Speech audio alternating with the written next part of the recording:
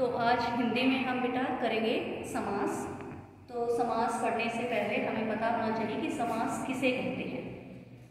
जब आपस में संबंध रखने वाले दो या दो से अधिक शब्दों को मिलाकर एक शब्द बनते हैं, यानी कि दो शब्द हों अलग अलग और उन्हें मिलाकर एक शब्द बने तो उसे हम बोलेंगे समास।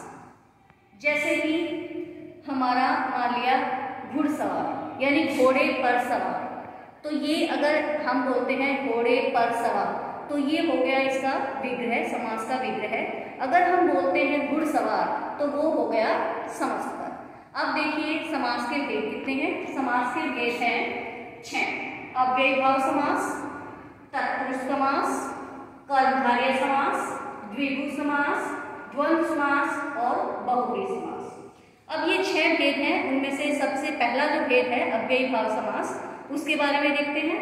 अव्ययीभाव समास कौन सा है?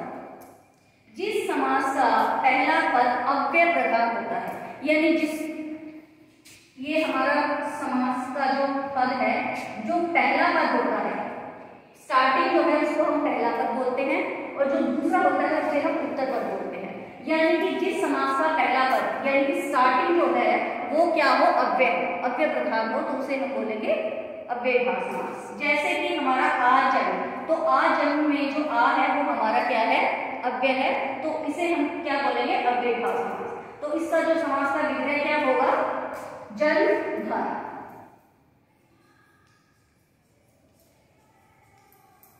उसके बाद है भरपेट, तो भरपेट जो है अव्यय होने के कारण यहाँ क्या बना हमारा, पेट भरकर।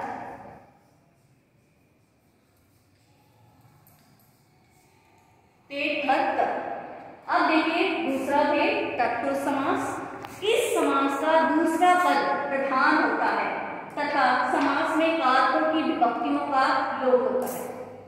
इसमें क्या है कि तत्पुरुष समास में जो विभक्तियां होती हैं, जैसे हमने कारक पढ़ रखे हैं कर्ता ने, कर्म को, कर्ण से, तो इसमें क्या है कि ये जो विभक्तियां हैं इनका लोप हो जाता है और दोनों जो पद हैं वो एक जैसे एक जुड़ जाते हैं और एक समस्त पद बन जाता है। जैसे कि देखिए अब मैं आपको उदाहरण दे रही हूँ, स्वर्गगत। स्वर्गगत जो है वो आपका क्या है, समस्त पद यानी इकट्ठा करके लिखा हुआ है, इसे हम समस्त पद बोलेंगे। जब हम इसका विग्रह करेंगे तो ये क्या बनेगा, स्वर्ग को गत। अब स्वर्ग को गत, अब ये जो को है ये क्या हो गया हमारा, कर्म तत्पुरुष समास। हमने कारक पढ़ रखे हैं कर्ता ने, कर्म को, तो जो को है इसका विभक्ति चिन्ह है कर्म का, तो हमने यहाँ कौन सा हुआ, इसमें अगर हम भेद पूछेंगे तो कर्म तत्पुरुष समास का भेद हुआ। अब है रोग पीड़ित, तो रोग पीड़ित को जब हम अलग करेंगे, उसका जब हम विग्रह करेंगे तो इसका क्या बनेगा, रोग से पीड़ित, यानी कि वो किसी बीमारी से पीड़ित है, किसी रोग से पीड़ित है। तो जो ये से है, ये से कौन सा है, कर्ण तत्पुरुष समास है। कर्ता ने कर्म को, कर्ण से, तो जो से है वो कारक चिन्ह किसका है, कर्ण का, तो ये हमारा कौन सा भेद हो गया, कर्ण तत्पुरुष समास। अगर बेटा आपको ये भी याद ना रहे कि इसमें कर्ण है संप्रदान, तो अगर आप तत्पुरुष समास भी लिखेंगे तो आपका गलत नहीं होगा। और अच्छा तरीका जो है, सही तरीका वो ये है कि आप इसका भेद भी लिखें कि ये कर्ण तत्पुरुष समास है, ये कर्ण है, ये संप्रदान है। अब है संप्रदान तत्पुरुष समास। तो पूजा घर यानी कि पूजा के लिए घर, ऐसा घर जो कि हमने पूजा के लिए बनाया, तो क्या इसका वो होगा विग्रह, पूजा के लिए घर। अब ऐसा घर जो कि पूजा के लिए बनाया गया है, पूजा के लिए घर, तो जो के लिए है वो किसका चिन्ह है, कारक में संप्रदान का, तो संप्रदान तत्पुरुष समास हो गया।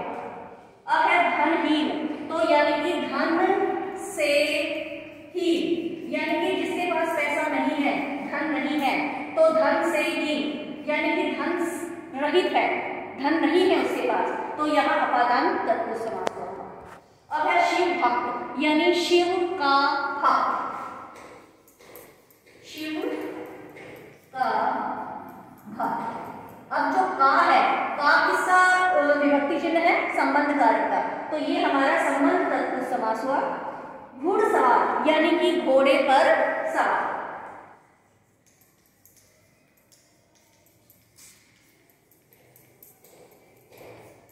में, पर, ये जो है कारक चिन्ह वो किसके हैं? अधिकरण के। तो ये हमारा कौन सा भेद हुआ? अधिकरण तत्पुरुष समास। आइए नेक्स्ट जो है हम पढ़ते हैं कर्मधारय। कर्मधारय, कर्मधारय जिस समास में उत्तर पद प्रधान होता है। मैंने जैसे आपको अभी 2 मिनट पहले ही बताया है कि एक पहला जो स्टार्टिंग है उसको हम पहला पद बोलते हैं, जो लास्ट का बाद का है उसे हम उत्तर पद बोलेंगे। यानी कि जिसमें उत्तर पद प्रधान होता है, यानी लास्ट वाला जो है वो क्या होता है? हमारा प्रधान होता है। और विशेषण, विशेष्य, उपमान, उपमेय का संबंध होता है। जैसे कि आपने देखा हो, किसी को सुना हो कि कमल नयन, यानी कि उसके जो नयन है, उसकी जो आंखें हैं वो किसके जैसी हैं? कमल के जैसी हैं। यानी उपमान और उपमेय का यहाँ पे प्रयोग किया गया है। या फिर हम बोल सकते हैं विशेषण और विशेष्य। जैसे कि हमने यहाँ उदाहरण दिया गया है श्वेतांबर, यानी कि श्वेत है जो अंबर, यानी कि सफेद कपड़े जो है, तो उसके लिए इसका श्वेतांबर जो है, श्वेत है जो अंबर, ये कौन सा समास है? हमारा कर्मधारय समास है। हमने यहाँ विशेषण और विशेष्य का प्रयोग किया है। अब है हमारा कमल नयन, यानी कमल के समान नयन। हमने यहाँ कमल जो नयन है उनको किस चीज की संज्ञा दी है? उसको उपमा किस चीज की दी है? कमल की। कमल के जैसे हैं उसके नयन। तो यहाँ जो है हमारा कर्मधारय समास होगा। अब नेक्स्ट है हमारा द्विगु समास। द्विगु समास में क्या पहचान है? द्विगु समास की पहचान है कि इसका पहला पद संख्यावाची होता है, यानी इसमें काउंटिंग होती है, संख्या होती है। हमें गिनती का पता चलता है कि इसमें 5 है, 4 है, 3 है, गिनती का संख्या का ज्ञान हो तो वो हमारा द्विगु समास हुआ। जैसे कि चौराहा, यानी 4 राहों का समूह, यानी 4 रास्ते जहाँ पर मिलते हैं, 4 राहें जहाँ मिलती हैं, वो हमारा हो गया चौराहा। तो 4 जहाँ आ गया यानी संख्या आ गई, तो ये हमारा कौन सा होगा? द्विगु समास होगा। इसी प्रकार दो पहर, यानी 2 पहरों का समाहार, यानी 2 पहर जो हमारे पूरा दिन है उसमें 4 पहर होते हैं, तो 2 पहर यानी 2 पहर आपस में मिले हैं, तो ये हमारा कौन सा हुआ? द्विगु समास। अब देखिए द्वंद्व समास। द्वंद्व समास, द्वंद्व का मतलब ही क्या है? आपस में युद्ध या समानता।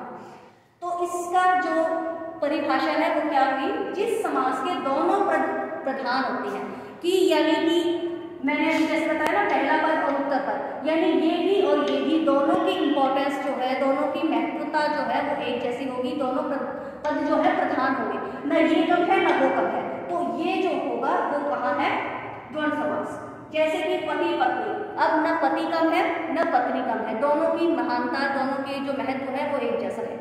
इसी प्रकार भाई और बहन, इसी प्रकार जीवन मरण, तो यानी जीवन तथा मरण दोनों जो हैं वो अपनी अपनी जगह पे उनकी महत्ता है।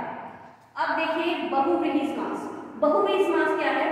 जिस समास में कोई पद प्रधान नहीं होता, यानी कि जो अभी मैंने जैसे बताया पहले पूर्व पद और उत्तर पद, तो यानी इनमें दोनों पद जो है प्रधान नहीं होते, इसमें कोई अन्य पद प्रधान होता है, किसी अन्य पद के बारे में बोध कराया जाता है। जैसे कि नीलकंठ, नीला है कंठ जिसका।